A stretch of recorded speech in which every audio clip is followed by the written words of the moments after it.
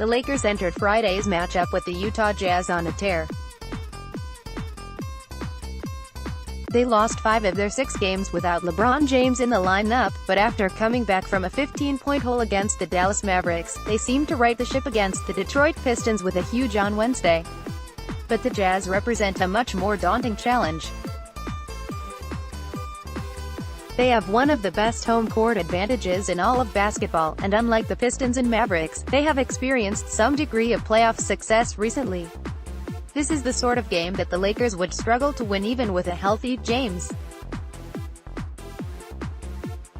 Beating the Jazz would send a strong statement to the rest of the NBA about what these young guys are capable of. But so far, the game has belonged to the Jazz. They led most of the first half by double digits and now go into the locker room with a win largely sealed up. The media wasn't exactly thrilled with that, and chastised the young guys for a poorly played half all around.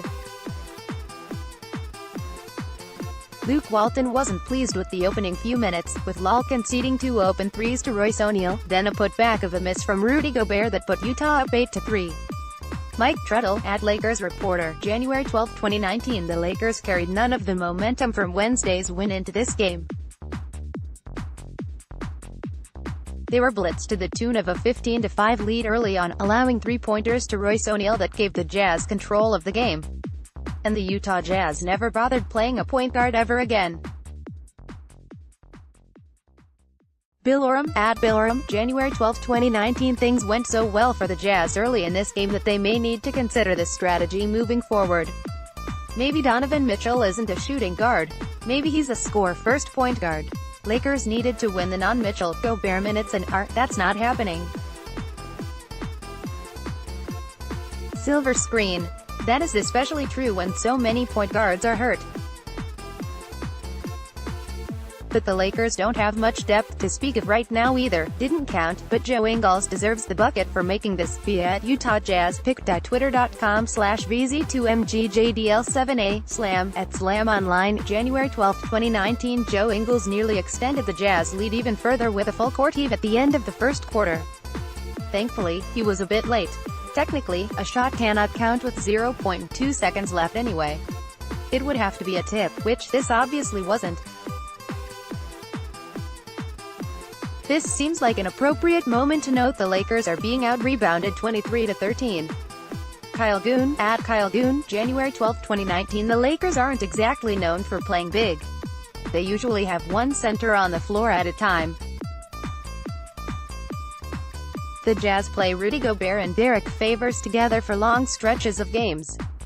They rebound as well as you would expect given the circumstances. The game is going exactly as Utah would like. Slow, lots of fouls, little in transition. Mike Treadle, @Lakers reporter, January 12, 2019. The Lakers like to play fast. The Jazz like to play slow.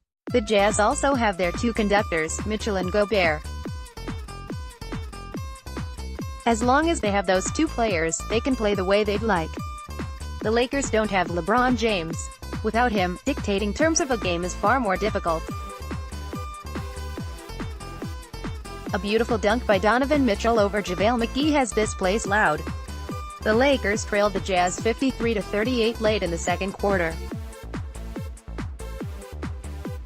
Tanya Ganguly, @Tanya Ganguly, January 12, 2019. Mitchell's dunk over JaVale McGee pretty much tied a bow on the first half and the game as a whole. It gave Utah all of the momentum and extended their lead well into double digits. This was a blowout.